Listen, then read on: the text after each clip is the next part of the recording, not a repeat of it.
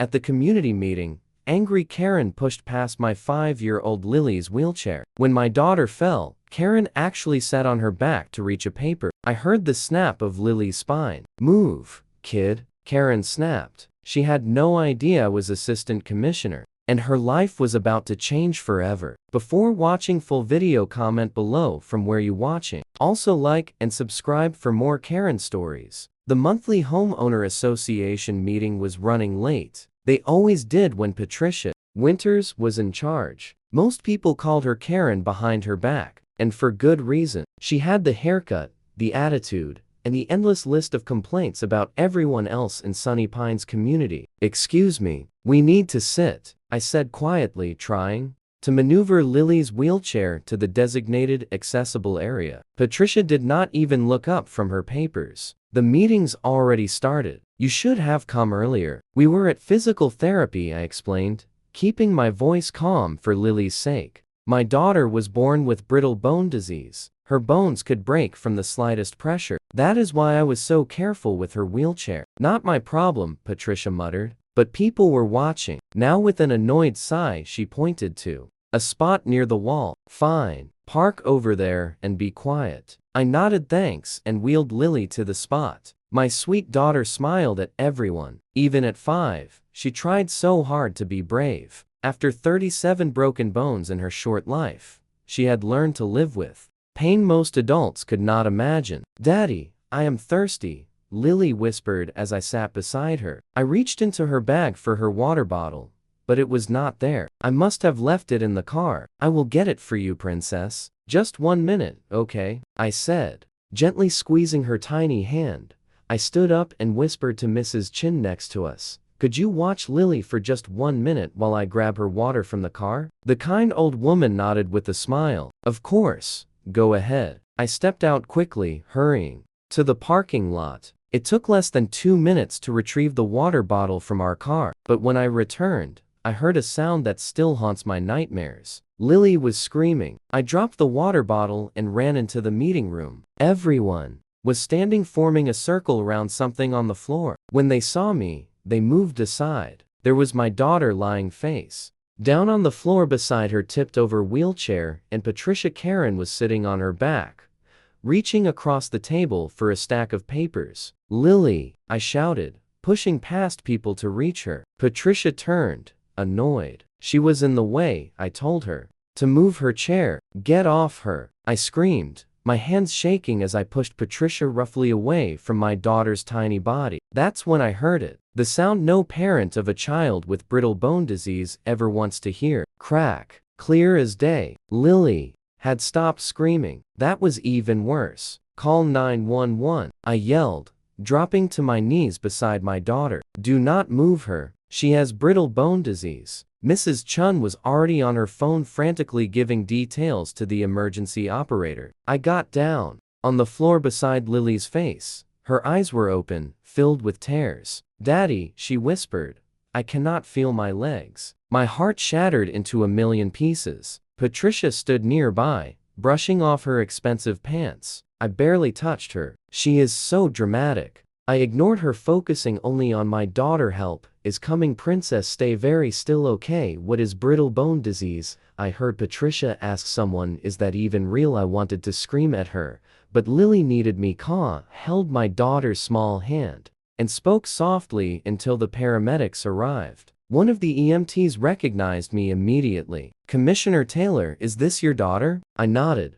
unable to speak through my tears as they carefully secured Lily to a backboard, making sure not to cause any more damage. I heard the whispers start. "He is the assistant commissioner for the whole county, oversees all disability services." Patricia's face had gone white. "The doctors confirmed my worst fears. Lily's T4 vertebra was fractured. She would need emergency surgery, months of rehabilitation, and might never walk normally again." "I'm so sorry, Commissioner Taylor. Dr. Rivera said we will do everything we can." As they prepared Lily for surgery, I stepped out to make a call. My hands were shaking so badly, I could barely hold the phone. "Commissioner Stevens, James Taylor here. I need to take emergency leave." My boss, County Commissioner Stevens, had known Lily since she was a baby. "What happened, James?" I told him everything, my voice breaking several times. There was a long silence on the other end. Then take all the time you need. And James, use every resource at your disposal. Every single one. I knew what he meant. In my position as Assistant Commissioner of Health and Human Services, I oversaw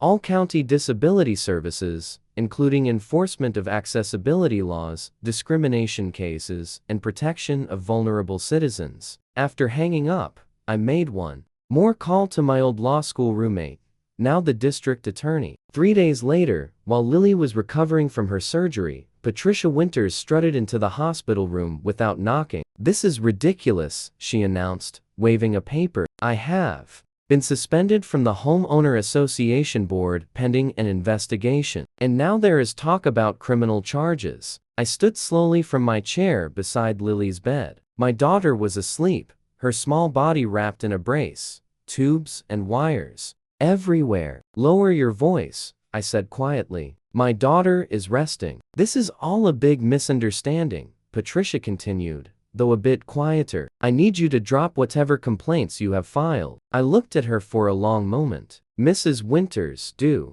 you know what I do for a living?" She blinked. "You are some kind of government worker, right?" "I am the Assistant Commissioner of Health and Human Services for this county. My specific area of oversight includes enforcement of disability protections, aid to compliance, and prevention of discrimination against vulnerable populations." Her face paled slightly. "My daughter has osteogenesis imperfecta, brittle bone disease. It is a condition I explained to you and the Homeowner Association Board when we moved in 8 months ago. It is why we requested and received permission for the ramp at our home. It is why Lily uses a specialized wheelchair." "I did not remember," she stammered. "You did not care," I corrected. "And now my 5-year-old daughter might never walk again, because you could not be bothered to show basic human decency." "It was an accident," she protested. "An accident is when something unforeseeable happens. This was negligence. You were told about her condition. You were asked to be careful. You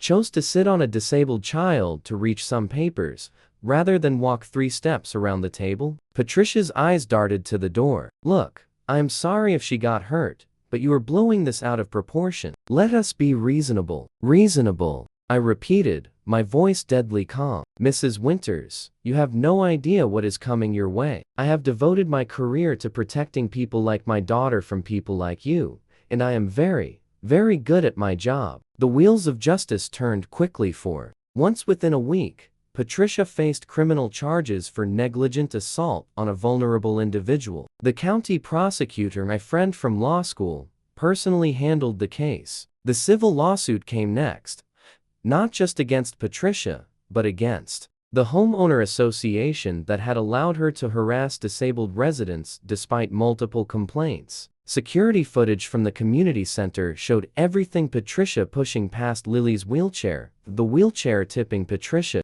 actually sitting on my daughter's back to reach across the table. The moment when Lily's spine broke. When it played in court, several jurors cried. Patricia's expensive lawyer tried to paint her as a dedicated community volunteer who made an innocent mistake. But then came the witnesses. Mrs. Chin described how Patricia had mocked Lily's special princess chair at previous meetings. Mr. Gonzalez, who used a hearing aid, testified about Patricia's habit of covering her mouse when speaking to him, making it impossible for him to read her lips. The former homeowner association secretary provided emails showing Patricia had been warned about her treatment of disabled residents multiple times. Through it all, I sat in the front row, calm and professional. Every day after court, I would return to the rehabilitation facility where Lily was learning to use her body again. "Did you get the bad lady, Daddy?" she would ask. "Justice is coming, Princess," I would promise. And it did. The criminal trial ended with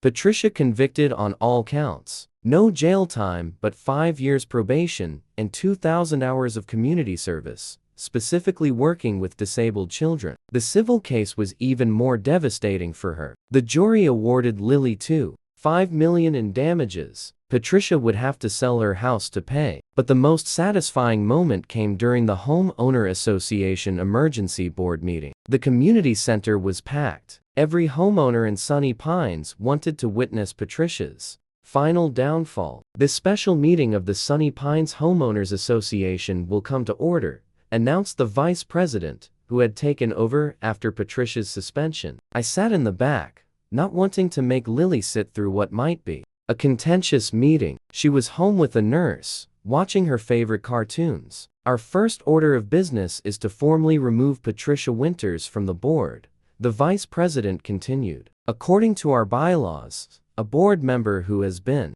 convicted of a crime may be removed by a simple majority vote. Patricia, sitting alone at the front, turned to face the crowd. Before you vote, I would like to say something. The room fell silent. I prepared myself for excuses, for blame shifting. I was wrong, she said simply. I have had a lot of time to think since the incident, the things I did, the way I treated people, especially Mr. Taylor's daughter. Her voice broke. There is no excuse. I caused harm to a child because I was in a hurry, and thought my convenience mattered more than her safety. I stared at her, shocked by what seemed like genuine remorse. I deserve whatever punishment comes my way, she continued. I have already listed my house for sale to pay the settlement. But before I leave this community, I wanted to propose something. She pulled out a folder. I have drafted a new accessibility plan for Sunny Pines. It includes improved ramps at the pool and community center, simplified processes for approval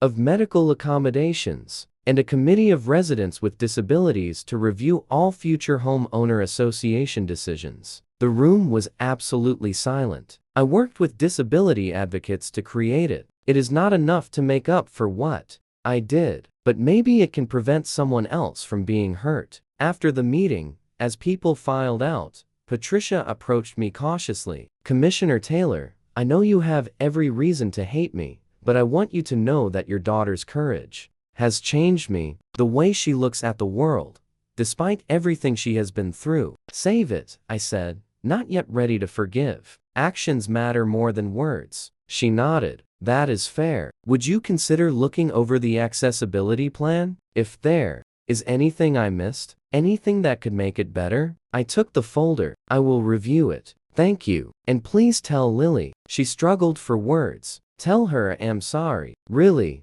truly sorry. 6 months later, Lily returned to school. Her wheelchair was different now, bigger, with more supports for her back. The doctors were not sure if she would ever walk unassisted again. But she was alive, her mind sharp as ever, her spirit unbroken. I had taken a new position within the county government, heading a newly created Office of Disability Affairs. The experience with Lily had shown me gaps in our system that needed fixing. One afternoon, as I picked Lily up from school, she pointed excitedly across the playground. Daddy, look, it is the lady I turned to see. Patricia Winters helping a boy in a wheelchair navigate a new ramp. Part of her community service involved assisting at the school's program for children with physical disabilities. When she saw us, she froze, clearly uncertain whether to approach. Lily waved. After a moment's hesitation, Patricia waved back. She is not so mean anymore, Lily observed. Miss Carson says she reads to the kindergarten class every day. I knelt beside my daughter's wheelchair. Do you want to go say hello, Lily? Thought about it. Not today, Daddy. Maybe next time. As we drove home past the new accessible playground equipment that had been part of Patricia's plan for the community, Lily said something that stunned me. Daddy, I think the sad lady is trying to fix her broken parts just like me. Out of the mouths of babes. Today marks 1 year since the accident. Lily is doing better than anyone expected. She can stand for short periods and take a few steps with braces. Her doctors are cautiously optimistic. The Sunny Pines community has transformed under new leadership, including me as the accessibility advisor. The Homeowner Association has become a model for inclusive community design. 3 more families with disabled children have moved in, drawn by the reputation for accessibility and acceptance. Patricia Winters sold her house as promised, but did not move far. She lives in a small apartment now and works full-time at the county's Disability Resource Center, not as community service anymore, but as a paid advocate. She is studying for a degree in social work in the evenings. Last week she came to our door with a small gift for Lily, a book about a girl superhero who uses a wheelchair. May I come in? She asked hesitantly. I stepped aside to let her enter. Lily looked up from her drawing and smiled. Hi, Miss Patricia. Do you want to see my new brace? It has butterflies on it. As Patricia admired the brace, I watched the woman who had once broken my daughter's body now helping to heal her spirit. Sometimes justice comes not just from punishment, but from transformation. As assistant commissioner, I'd have destroyed Patricia completely. I had the power, the connections, the motivation. For a while, that was exactly what I wanted to do. But Lily showed me a different kind of power. The power of watching someone confront their own cruelty and change because of it. Daddy says you are helping other kids now, Lily said to Patricia. Patricia nodded. Tears